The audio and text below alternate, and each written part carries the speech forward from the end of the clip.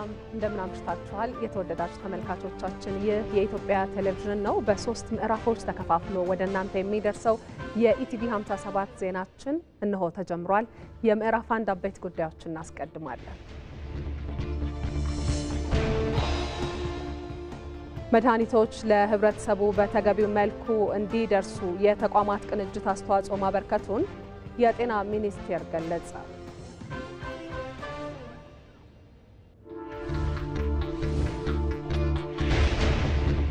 ያለፈውን የክረምት በጎ ፈቃድ አገልግሎት ስኬቶች በዘንድሮ ማጠናክሮ ማስቀጠል እንደሚገባ ተገለጸ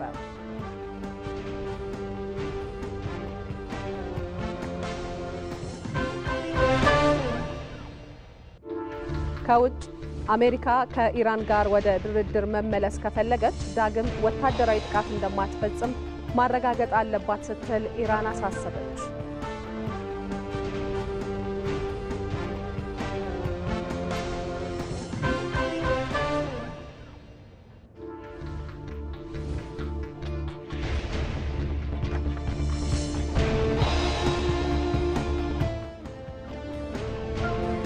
ከኢቲቪ 57 ዜና ጋር ማህሌት ታደለ ነኝ አብራችሁን ሁኑ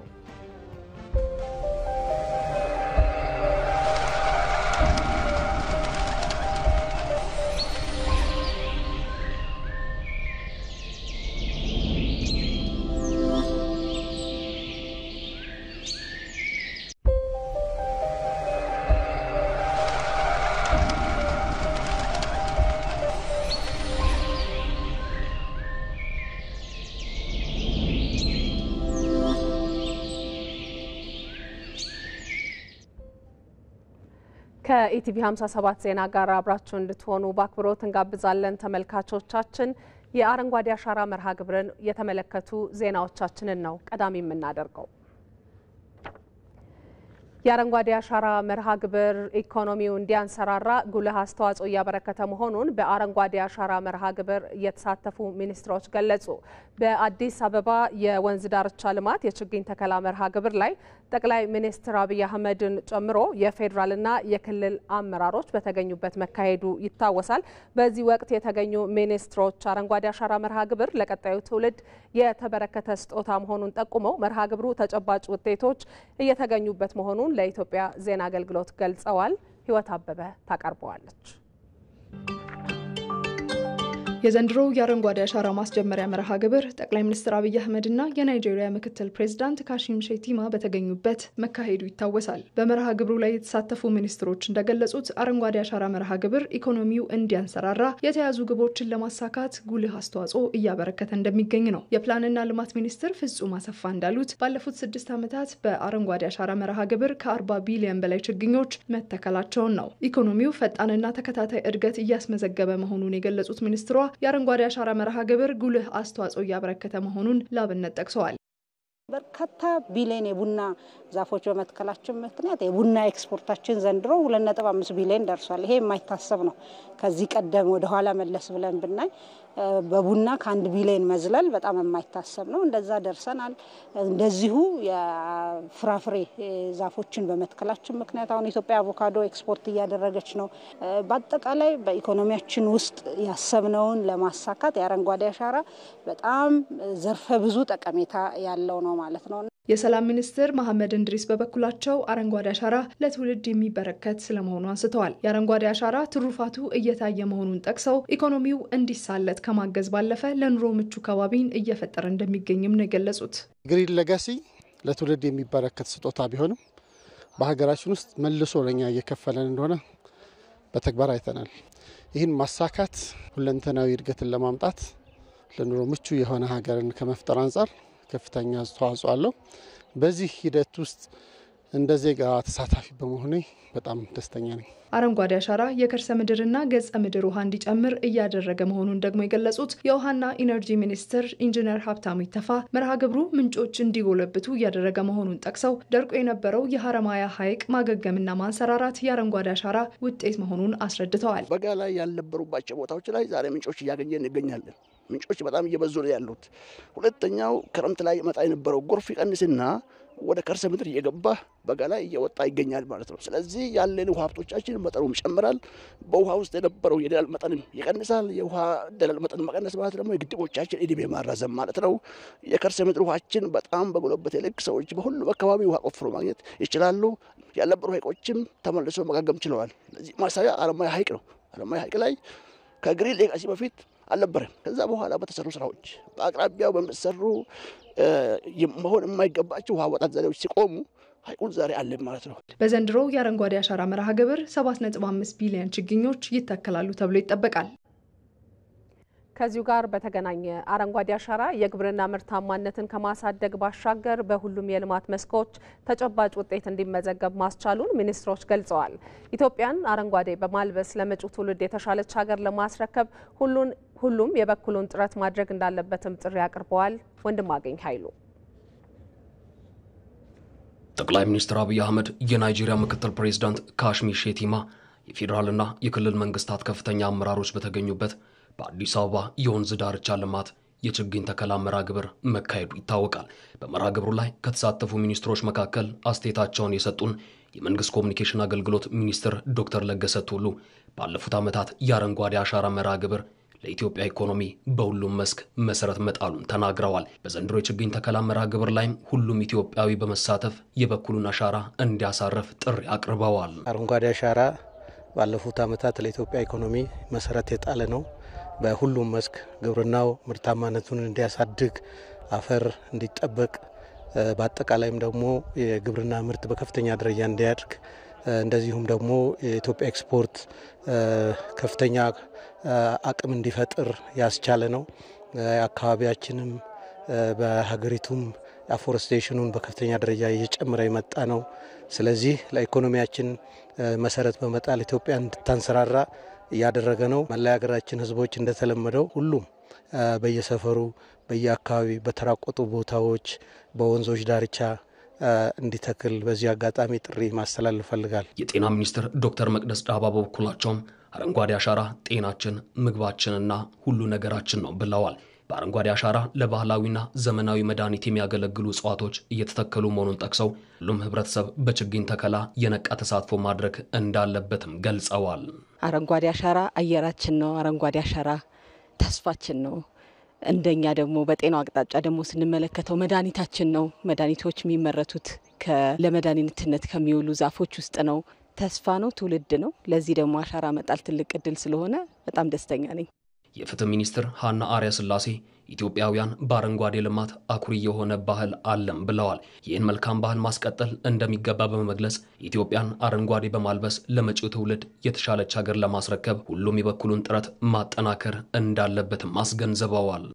ኢትዮጵያ እንደሚታወቀው በአረንጓዴ ልማት ላይ በጣም ከፍተኛ አስተዋጽኦ ከሚያደርጉ ሀገሮች መካከል ነች። በጣም ለብዙ ዓመት የቆየ በጣም አኩሪ የሆነ ባህል አለን። ይህን በማስቀጠል ደግሞ በሁሉም ደረጃ ያለን ሰዎች ተሳትፈን ኢትዮጵያን አረንጓዴ በማልበስ ለልጆቻችን ለልጅ ልጆቻችን የተሻለች ሀገር ለማስረከብ ሁላችንም በየበኩላችን ጥረታችንን ማጠናከር አለብን እላለሁ።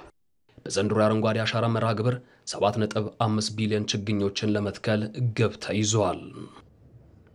የአረንጓዴ አሻራ መርሃ ግብርን የተመለከቱ ዜናዎቻችን ቀጥለዋል። ተመልካቾች የዘንድሮውን አረንጓዴ አሻራ መርሃ ግብር ዘመቻ ለማሳካት በጅማ ዞን ሰፊ ዝግጅት እየተደረገ ነው። በዞኑ ለመርሃ ግብሩ 400 ሚሊዮን በላይ የሚሆኑ ችግኞች ለተከላ ስለመዘጋጀታቸው ተገልጿል። ራሄል አብደላ እየተደረገ ያለውን ዝግጅት አስመልክቶ ተከታዩን ዘገባ ልካልናለች። የዘንድሮ የአረንጓዴ አሻራ መርሃ ግብር በጅማ ከተማም እንግዲህ 3.7 ሚሊዮን ችግኞችን ለመትከል ታቅዶ ዝግጅቶች ተደርገዋል። ከነዛም ዝግጅቶች መካከል የተለያዩ ችግኞችን ማፍላት፣ ለመትከል የሚያመቹ ስፍራዎችን መምረጥን ጨምሮ ጉድጓዶችን መቆፈራቸውን ከጽህፈት ቤቱ ከግብርና ጽህፈት ቤት ያገኘሁት መረጃ ያመላክታል።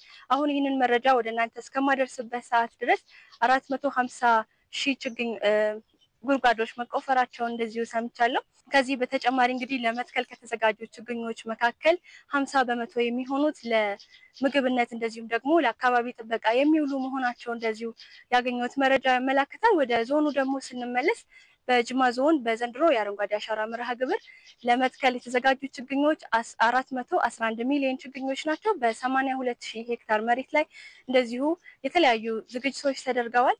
ጠቅላይ ሚኒስትር ዶክተር አብይ አህመድ በዘንድሮ የአረንጓዴ አሻራ መርሃ ግብር የመክፈቻ ስነ ስርዓት ላይ ጥሪ ባቀረቡት መሰረት ዞር ብዬ ያናገርኳቸው የጅማ ከተማ ነዋሪዎች ጥሪውን መቀበላቸውንና ችግኞችን ለመትከል ዝግጅታቸውን መጨረሳቸውን ደስተኛ መሆናቸውንም እንደዚሁ ገልጸውልኛል። ለሰዓቱ ያስኳቸው መረጃዎች እነዚህ ይመስላሉ። አመሰግናለሁ።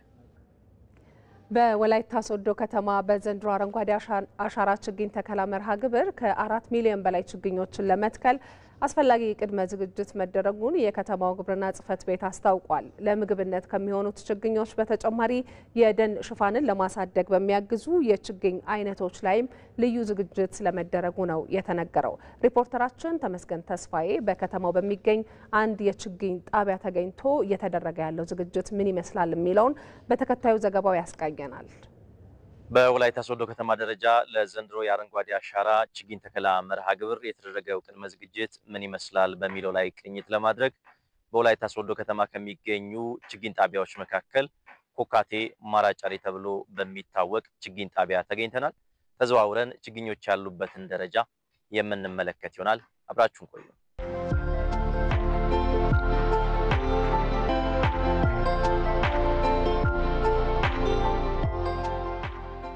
ተናስተልን ሰላም ነው?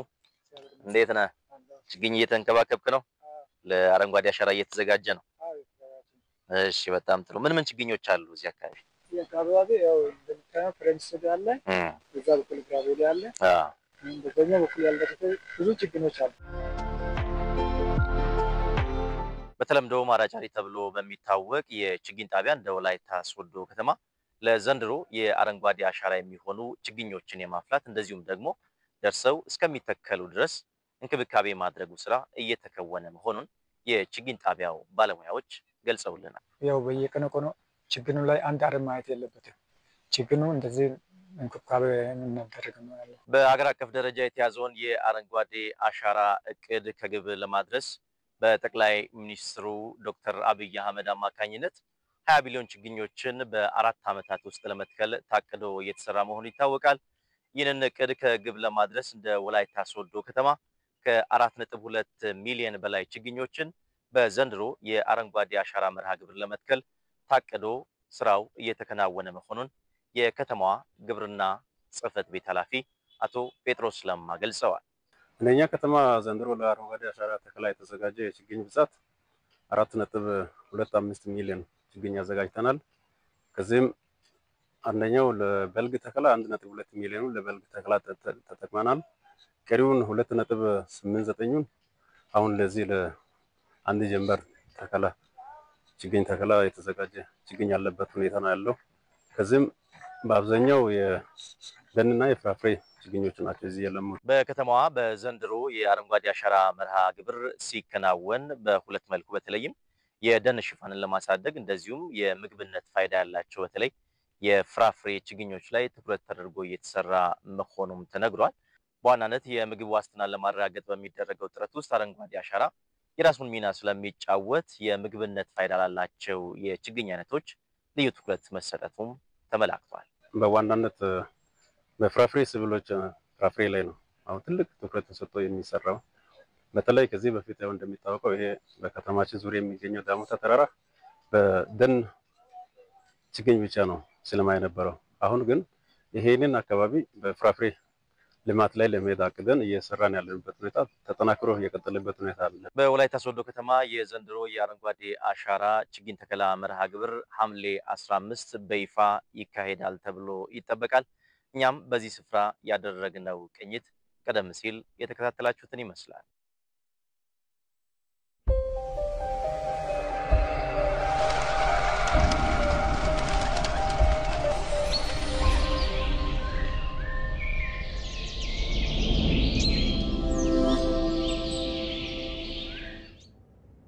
የቲቪ 57ን እየተከታተላችሁ ትገኛላችሁ ተመልካቾቻችን። ወደ ሌሎች ዘገባዎቻችን ደግሞ እንሻገር።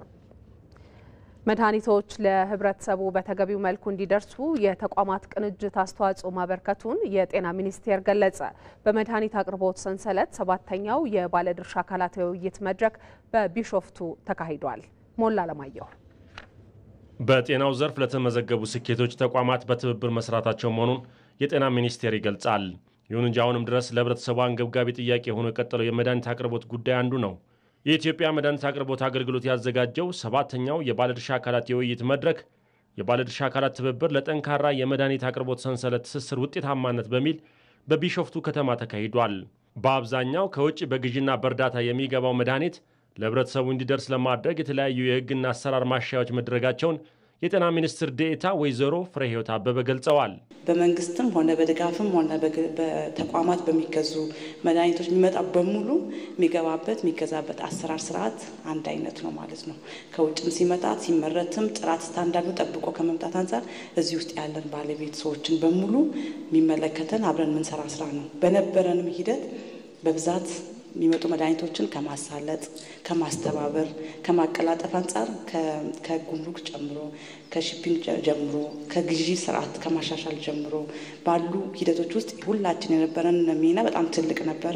ከዓለም አቀፍ ለጋሾች የሚገኙ መድኃኒቶችን ጨምሮ በከፍተኛ የውጭ ምንዛሬ ለህብረተሰቡ የሚገዙ መድኃኒቶችን በተገቢው መንገድ ለማድረስ እየሰራ መሆኑን የሚገልጸው የኢትዮጵያ መድኃኒት አቅርቦት አገልግሎት የመድኃኒት ባህሪ በቀላሉ የሚበላሽ በመሆኑ የሁሉንም ባለድርሻዎች ግንዛቤና ትብብር እንደሚፈልግ የአገልግሎቱ ዋና ዳይሬክተር ዶክተር አብዱል ቃድር ገልገሎ ተናግረዋል።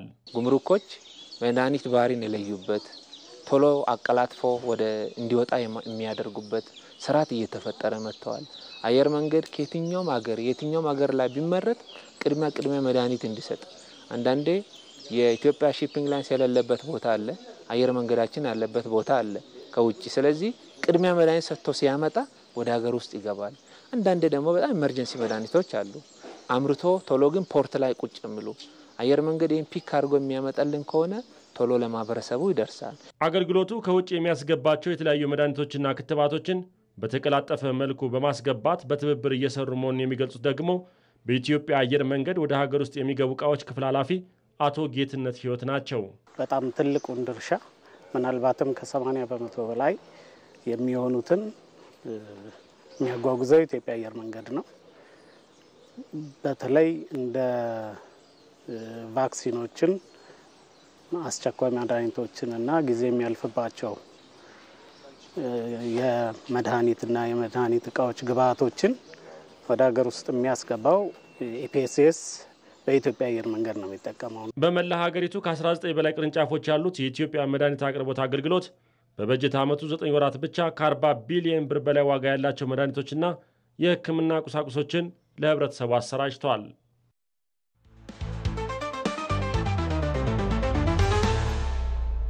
የፓርቲዎች ቁጥር መብዛት ለአንድ ሀገር የፖለቲካ ስርዓት ማደግና ለዲሞክራሲ ግንባታ ዋስትና ሊደረግ ይችላል ወይ? ወደ 130 ምናምን ደርሰው የፓርቲው ቁጥር ከብሔር ብሔረሰቦችም ቁጥር በላይ ሆኖ ይሄ የፓርቲዎች ቁጥር መብዛት እንደ ምስጥ ክንፉን አራግፎ ብዙም ሳይበር ወደ መሬት የሚገባ እንደዚህ ነው። ኢትዮጵያ ውስጥ ፓርቲዎች ቲዮሪንና ሪያሊቲን ቀላቅለዋል። አንዴ ለኔ እድል በሰጠኝ ኮታ ሰተምትል ከሆነ መቼ ነው ለውጥ የሚመጣው? አለመግባባቶች መንስኤ የሆኑ ይመስለኛል። ገዢውን ፓርቲ ያጀብን ቤተ መንግስት ከማስገባት ውጪ ምንድነው ፋይዳው? እዚህ ጋር አንድ ጥያቄ መናገር ፈልጋለሁ። አንድ ነገር ፕሮቪንስ ጥያቄ ላቀርብለት። ቆይ መንግስትን ክሪቲሳይዝ የምናደርግበት አቅም ሊኖረን አይችልም። ጠቅላይ ሚኒስትሩ ውይይት ነበር በጥያቄ በአጋጣሚ ዛሬ ገብተው ቢሆን ኖሮ አገር አቀፍ ፓርቲዎችም ነበሩ እዛ ውስጥ ህዝቡ አጠገቡ ያለውን ፓርቲ አገር አቀፍ ፓርቲ ነኝ ብሎ አለመወዳደር የዛን ህዝብ ድምፅ ለማንሳት ነው የሚቀረው። ቆይ አትግባ የጋራ ስንፍናና ድክመት አለ። አገር አቀፍ ፓርቲዎች እዚህ ላይ ምላሽ ይስጡ። 97 ላይ እዚህ ላይ አንዴ ምላሽ ይስጡ። አድምጠኝ። ሲፈልጉ ወቅጦ እንዲጋግረን እኛንን እኮ የከፈትነት በሩ ቆንጆ ጥያቄ ልጨምርልህ አበበ። እሺ ለአበበ አንድ ቆንጆ ጥያቄ ልጨምርለት። አቶ አበበ ለማብራሪያ የሚሆን ጥያቄ ነው እየጠየቁ ያለው።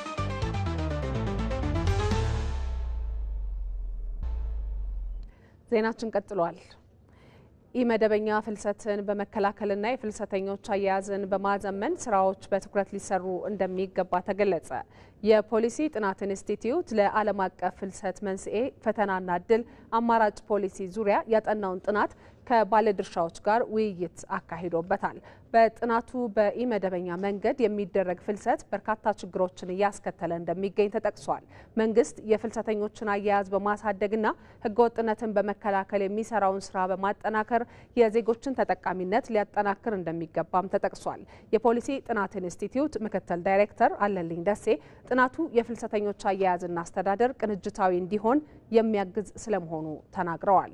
ህጋዊ በሆነ መንገድ ወደ ሌሎች ሀገሮች ሄዶ ስራ መስራትን የሚያበረታቱ የአሰራር ስርዓቶች፣ በዚህ ላይ የሚሳተፉ ዜጎችን በፍጥነት የሚያስተናግድ ብቃት እንዲኖራቸው የሚያደርግ እንዲህ አይነት ስራዎችን የሚሰሩ ተቋማት የመንግስት ተቋማት በአግባቡ ጠንክረው እንዲሰሩ የተመቸ አገልግሎት እንዲሰጡ ለማድረግ የሚያስችል ስራ መሰራት አለበት የሚል አለ።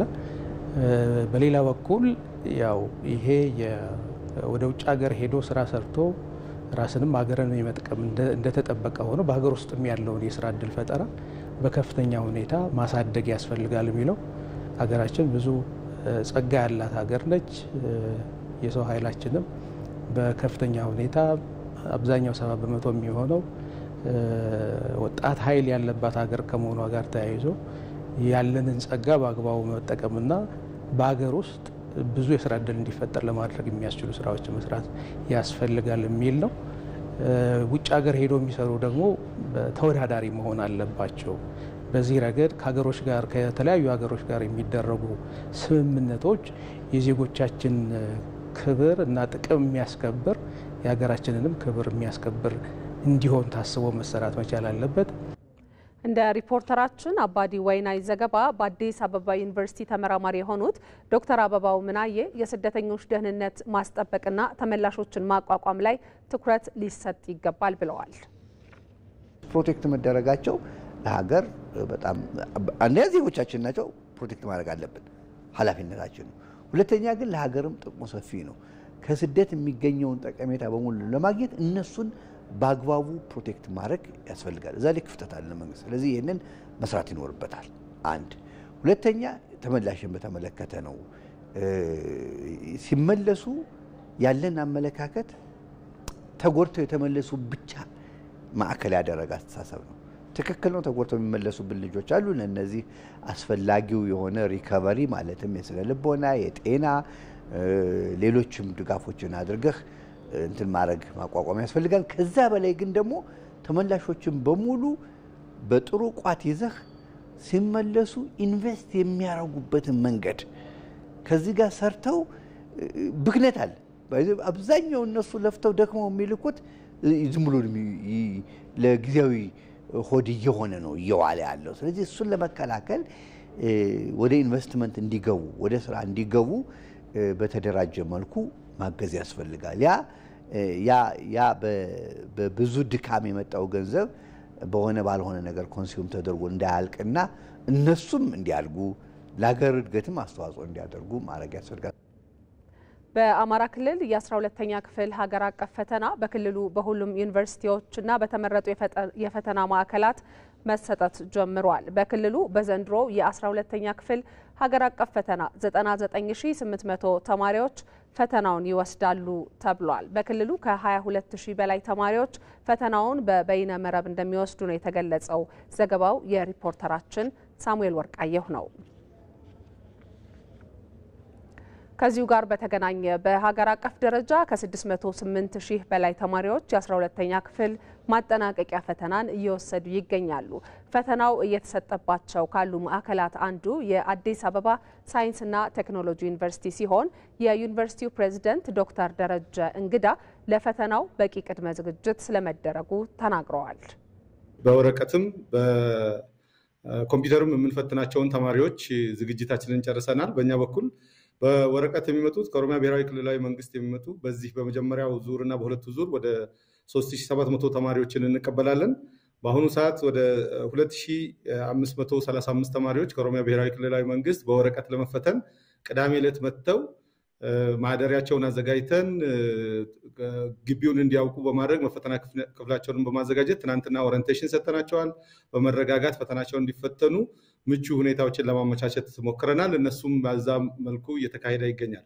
በኮምፒውተር በሚፈተኑበት ጊዜ ደግሞ የኮምፒውተር ማዕከልም እዚሁ ግቢያችን ውስጥ አለ። በአንድ ጊዜ ከ1300 በላይ ተማሪዎችን እንቀበላለን። ባለፈው ዓመት አቅማችን ግማሽ ነበረ። እነዚህንም ተማሪዎች ባለፉት ሳምንታት ግቢ ውስጥ በመምጣት የሚፈተኑበትን ክፍል እንዲያዩ እንዲዘጋጁ በትናንትናው ዕለት ደግሞ ኦሪየንቴሽን እንደዚሁ ሰጥተናል። በዚህ ዘርፍ በኮምፒውተር በአጠቃላይ ወደ 4988 ወደ 5000 ተማሪዎችን እንፈትናለን። ተፈታኝ ተማሪዎች ሙሉ ትኩረታቸውን በፈተናው ላይ ብቻ እንዲያደርጉም ነው የዩኒቨርሲቲው ፕሬዝዳንት ያሳሰቡት። የፈተና ስርቆት ላይ እንዳያስቡ። በተለይ በኮምፒውተር የሚሰሩት በሁለት ሌየር ነው አሁን ጥንቃቄ የምናደርገው። አንደኛው በየ25ቱ ተማሪ አንድ ፈታኝ አለ፣ የአይሲቲ ባለሙያ አለ። ከዚህ በተጨማሪ ደግሞ የኛ ዩኒቨርሲቲ በሲሲቲቪ ካሜራ በተጨማሪ እናያለን ማለት ነውና ፈተናውን ደህንነት ያ ግን ልጆቹን እንዳያስጨንቃቸው በትናንትናው ዕለት በኦሪየንቴሽንም በፊትም በሚያደርጉት ጊዜ ላይ አስፈላጊውን እገዛ አድርገናል። ተማሪዎች እኛ ምክር የምንሰጠው አትኩሮታቸው መሆን ያለበት ፈተናቸውና ፈተናቸው ላይ ብቻ ነው። ምክንያቱም የወደፊት ጣፋንታቸውን የሚወስን ስለሆነ የዘንድሮው የ12ኛ ክፍል ማጠናቀቂያ ብሔራዊ ፈተና ከዛሬ ጀምሮ እስከ ሐምሌ 8 2017 ዓ.ም ይሰጣል። የዘንድሮ ፈተና በወረቀትና በበይነ መረብ እየተሰጠ ነው የሚገኘው። ሪፖርተራችን ይመር አደም ደግሞ ይህንኑ ፈተና በተመለከተ ተጨማሪ አሃዛዊ መረጃ አለው። እንከታተለው። የዘንድሮውን የ12ኛ ክፍል ሀገር አቀፍ የማጠናቀቂያ ፈተና 608000 ተማሪዎች ይወስዳሉ። ፈተናውንም ከሰኔ 23 እስከ ሐምሌ 8 2017 ዓ.ም ይሰጣል። የትምህርት ምዘናና ፈተናዎች አገልግሎት መርሃ ግብር እንደሚያሳየውም ፈተናው በወረቀትና በበይነ መረብ በሁለት ዙር ነው የሚሰጠው። የተፈጥሮ ሳይንስ ወይም ናቹራል ሳይንስ ተማሪዎች ፈተናውን በቅድሚያ ይወስዳሉ። በወረቀት የተፈጥሮ ሳይንስ ፈተና ሰኔ 23፣ 24 እና 25 2017 ዓ.ም ይሰጣል። በበይነ መረብ በሁለት ዙር የሚሰጥ ሲሆን አንደኛው ዙር ሰኔ 23 እና 24 እንዲሁም 25፣ ሁለተኛው ዙር ደግሞ ሰኔ 26፣ 27 እና 30 እንደሚሆን መርሃ ግብሩ ያመላክታል። የማህበራዊ ሳይንስ ተማሪዎች ፈተና መርሃ ግብሩን ስንመለከት ደግሞ በወረቀት ሐምሌ 1፣ 2 እና 3 የሚሰጥ ይሆናል።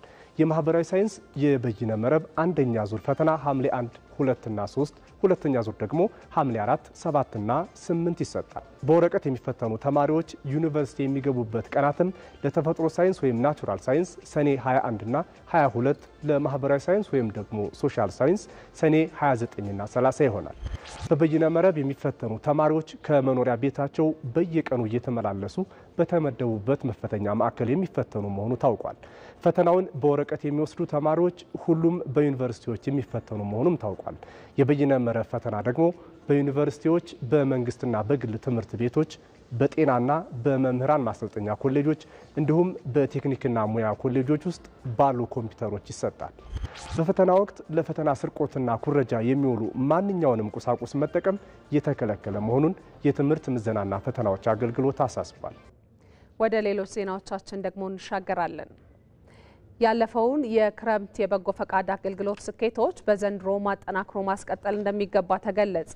የክረምት በጎ ፈቃድ አገልግሎት ስራዎች የተለያዩ የህብረተሰብ ክፍሎችን ተጠቃሚ እያደረጉ እንደሆነም ተመላክቷል። ቶክራች ተጨማሪ አለው።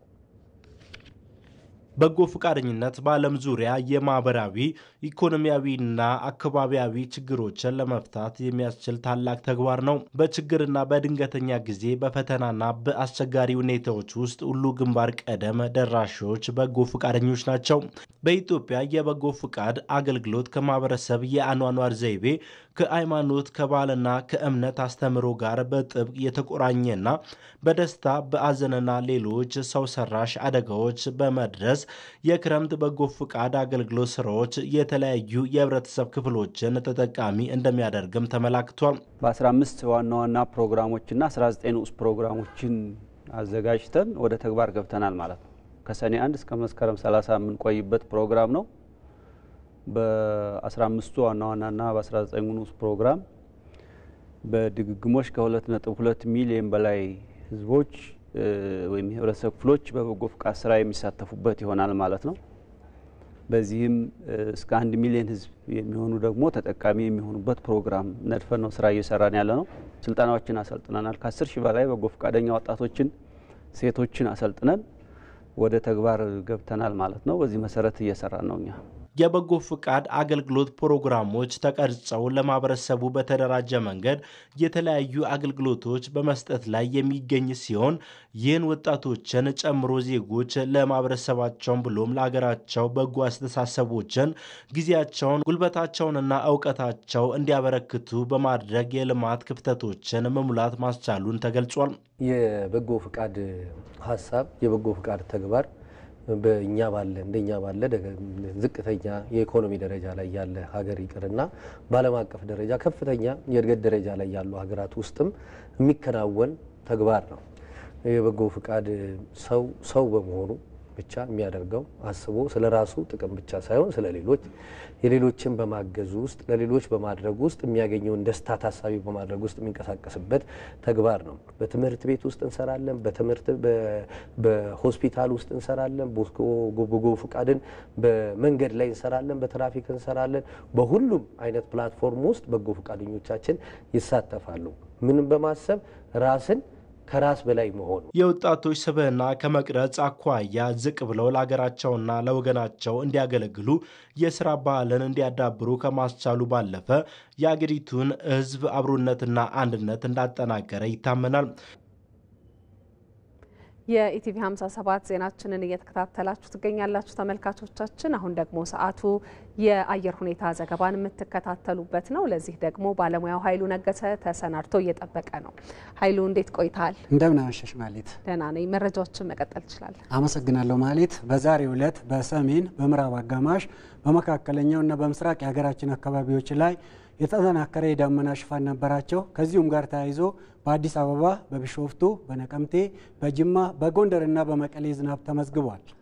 በነገው ዕለት ለክረምት ዝናብ መፈጠር አመቺ የሆኑ የአየር ሁኔታ ክስተቶች በመካከለኛው በምዕራብ አጋማሽ በሰሜንና በምስራቅ የሀገራችን አካባቢዎች ላይ ተጠናክረው እንደሚቀጥሉ የትንበያ መረጃዎቻችን ያመላክታሉ። ከዚሁም ጋር ተያይዞ በሁሉም የትግራይ፣ የአማራ፣ የኦሮሚያ፣ የማዕከላዊ ኢትዮጵያ፣ የደቡብ ኢትዮጵያ፣ የደቡብ ምዕራብ ኢትዮጵያ፣ የሲዳማ፣ የጋምቤላ፣ የቤኒሻንጉል ጉሙዝ ክልል ዞኖች እንደዚሁም በደቡብ አፋር በብዙ ቦታዎቻቸው ላይ ከቀላል እስከ መካከለኛ መጠን ያለው ዝናብ ያገኛሉ።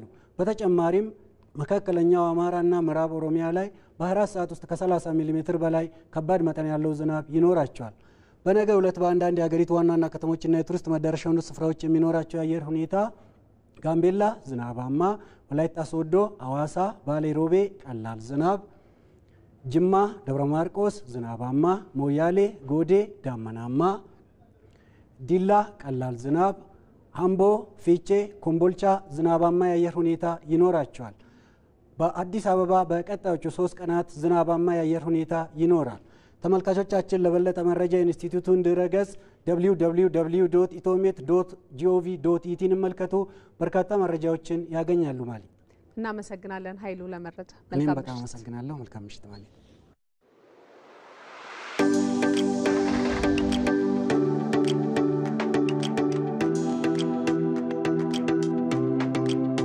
እንኳን ደህና መጣችሁ። ነጋይዳ በገና ጋይዳ እንደሄድን አሻ ደኑ ወደ 24.47 ሄክታር ነው። ሰፊ ደን ያለው ማሳም አለ። ባህላዊ ግቢ ነው። ሳር ቤቶች ናቸው።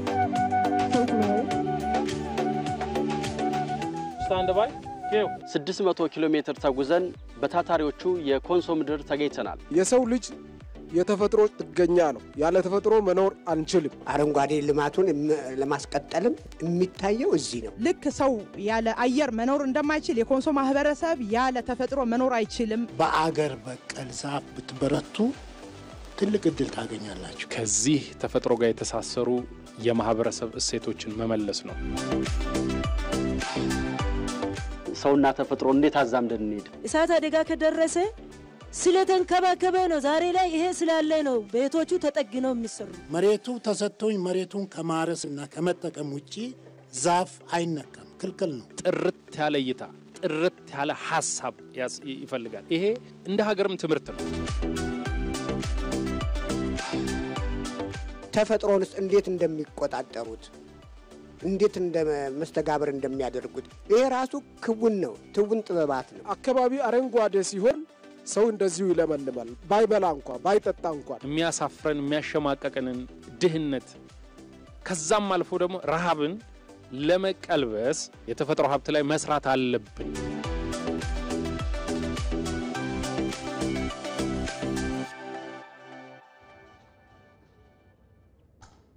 ከአዲስ አበባ በስተደቡብ 147 ኪሎ ሜትር ርቀት ላይ በሚገኘው የስልጤ ዞን ቅበት ከተማ ገበያ ውስጥ ልዩ መገበያያ ስፍራ ይገኛል። በዚህ ገበያ ጨዋማ አፈር ወይም ደግሞ ቦሌ በስልጠኛ ቦለት የተሰኘ የአፈር አይነት ግብይት ይካሄዳል።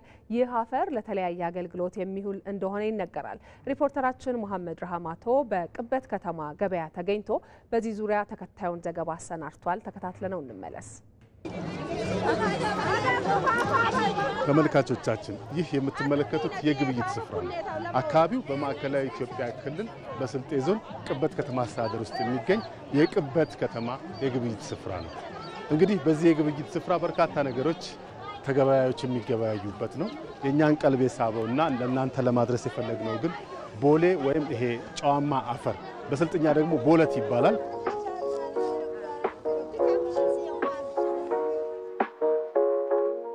ይህ ጨዋማ አፈር ለእንስሳትም ለሰዎችም ጥቅም ላይ እንደሚውል ነው የነገሩ። የሚመጣበትን ቦታ ከዚህ ከቅበት ከተማ ግብይት ስፍራ ትንሽ 5 ወይም 6 ኪሎ ሜትር ራቅ እንደሚል ነው የነገሩን። ገዢዎች ግን በተለይ ከደጋማው አካባቢ ከአልቾ ሪሮ፣ ከአዘርነት በርበሬ እንዲሁም ከጉራጌ እየመጡ እዚህ ግብይት የሚፈጽሙ እንደሆነ ነግረውናል። እስቲ ገበያተኞች ምን እንደሚሉ ደግሞ ዞር ዞር ብለን እንጠይቃለን። አገልግሎቱንም በተመለከተ ዋጋውንም የሚነግሩን ነገር ይኖራል። እስቲ ከኛ ጋር አብራችሁ ቃኙ።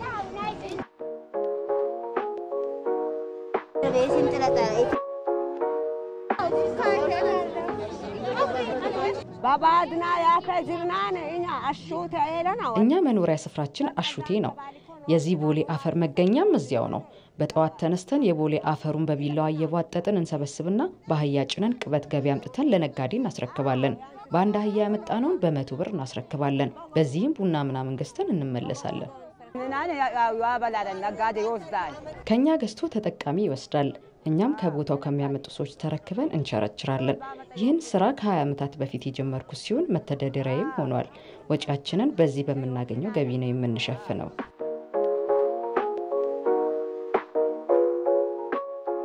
ስሙ ቦሌ ይባላል። አገልግሎቱ የከብትና የጎመን ይለያል። ወተት ይሰጣሉ። የምግብ ነገር ይከፍታቸዋል። ገለባ ቢበሉ ሳር ቢበሉ በቃ አይከብዳቸውም። ትላትል ይጨርስላቸዋል ለከብቶቹ ማለት ነው። ጤናማ ይሆናሉ። እኛ የተገባየነው ቦሌ ነው። በስልጥኛ ቦለት ነው፣ በአማርኛ ቦሌ ይባላል። የከብቶች መኑ ነው።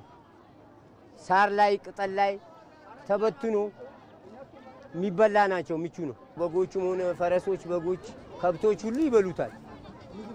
ምግብ አፕታይታቸውም ቆነ ውስጥ ላይ ያለ ጀርም ደግሞ ያልቃል። ይሄን የበላ ከብት ስጋውም ጣዕም አለው። ወተቱ ራሱ የተለየ ነው። ቅቤው ራሱ የተለየ ነው። ጽንስ ራሱ ከብቶች እሱን ከበሉ ቶሎ ነው ጽንስ የሚወስዱ።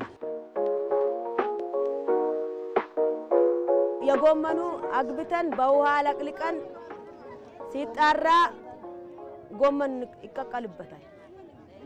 ጎመን ተቀቅሎ ጨው አይጨመርም፣ ምን አይጨመርም። ታይቤ እንጨምረዋለን።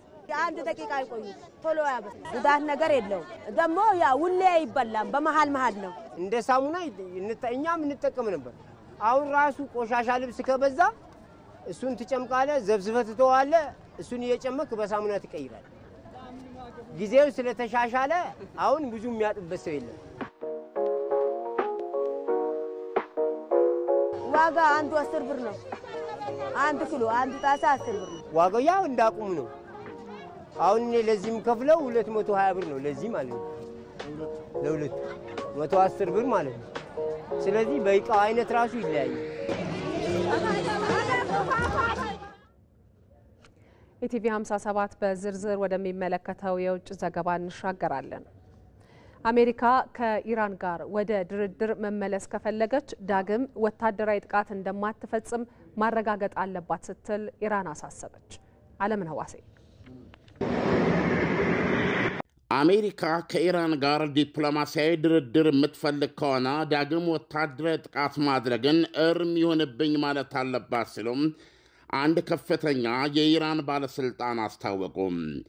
ባለስልጣኑ ምክትል ውጭ ጉዳይ ሚኒስትር ማጂድ ታክቸራቫንቺ እንዳሉት ፕሬዚደንት ትራምፕ ከኢራን ጋር ወደ ጀመሩት ድርድር መመለስ እንደሚፈልጉ በሶስተኛ ወገኖች ለኢራን ጥያቄ አቅርበዋል። ይሁንና አሉ ባለስልጣኑ ፕሬዚደንት ትራምፕ ጥያቄያቸውን ሲያቀርቡ በጣም አስፈላጊ በሆነ ዳግመኛ ወታደራዊ ጥቃት ያለመፈጸም ጥያቄ ላይ አቋማቸውን ግልጽ አላደረጉም ብለዋል። ፕሬዚደንት ትራምፕ በተለይ 100 ሜትር ከመሬት በታች ጠልቆ የተገነባው ፎርዶ ምንም ሳይተርፍ ሙሉ በሙሉ ወድሟል ቢሉም የፔንታጎን የስለላ ኤጀንሲና አሁን በመጨረሻ ትናንት ደግሞ የዓለም አቀፉ አቶሚክ ኤነርጂ ተቆጣጣሪ ድርጅት ኃላፊ ራፋኤል ግሮሲ ከባድ ጉዳት መድረሱ እሙን ቢሆንም እንደተባለው ግን ምንም ሳይተርፍ ሙሉ በሙሉ አልወደመም ሲሉ ለአንድ የአሜሪካ ቴሌቪዥን በሰጡት ቃለ ምልልስ አስታውቀዋል። እንደሳቸው መግለጫ ኢራን፣ አሜሪካና እስራኤል እንዳሉት ከኒውክሌር ፕሮግራሟ ወደ ኋላ ለ10 ዓመታት ተጎትታለች ወይም ተከልሳለች የሚለው ትክክል አይደለም። ኢራኖች ኢንዱስትሪያዊና ቴክኖሎጂያዊ አቅም ስላላቸው ከፈለጉ በወራት ዕድሜ ዩራኒየም ወደ ማበልጸግ መመለስ ይችላሉ ብለዋል። የኢራን ፓርላማ ሀገሪቱ ከዓለም አቀፉ አቶሚክ ኤነርጂ ኃይል ተቆጣጣሪ ድርጅት አባልነቷን ለጊዜው ራሷን ማውጣቷን የወሰነ ቢሆንም ውጭ ጉዳይ ሚኒስትር አባስ አርጋቺ ግን ኢራን ከሁኔታዎች መስተካከል ጋር ወደ አባልነቷ ለመመለስ ልታስብበት እንደምትችል ለመገናኛ ብዙሃን ገልጸዋል። የአሜሪካው ፕሬዝደንት ዶናልድ ትራምፕ ኢራን ዩራኒየምን አሳሳቢ በሆነ ደረጃ እያበለጸገች መሆኗን የሚገልጽ የስለላ መረጃ ከደረሰን ድጋሚ በቦምብ ከመደብደብ ወደ ኋላ አንልም ማለታቸውም ይታወቃል። አሁን የኢራኑ ምክትል ውጭ ጉዳይ ሚኒስትር ታክቸራቫንቺ እየጠየቁ ያሉት ከኢራን ጋር ዳግም ዲፕሎማሲያዊ ድርድር ከመቀጠል በፊት ይህን አቋሞን እርም ይሁንብኝ ብለው አስታውቆ የሚል ነው። አሁን የምንፈልገው ለዚህ ጥያቄያችን ምላሽ ነው። ከእነሱ ጋር በድርድር ላይ ያለን ዳግም ጥቃት ሲከፈትብን ልናይ ነው ሲሉ ጠይቀዋል ባለሥልጣኑ። ኢራን የማዕቀብ መቃለልና የመዋለ ንዋይ ዕድል በማግኘት ለውጥ የኒውክሌር ፕሮግራሟን ለመለወጥ ታስባለች ወይ ተብሎ ለቀረበላቸው ጥያቄ ለምንድነው እንዲህ አይነት ሐሳብ ላይ የምንስማማው ሲሉ ጥያቄውን በጥያቄ መልሰዋል። ኢራን 60 በመቶ የደረሰ የዩራኒየም ማበልጸግን ጨምሮ የኒውክሌር ፕሮግራሟ ለሰላማዊ ጥቅም ነው ብለዋል። በኦባማ ጊዜ በፈረንጅ 2015 ኢራንን ጨምሮ 6 ሀገራት መካከል የተጀመረው የኢራን የኒውክሌር ፕሮግራም ድርድር ለኢራን የፈቀደላት ዩራኒየም የማበልጸግ ደረጃ 3.67% ብቻ እንደነበረ አይዘነጋም።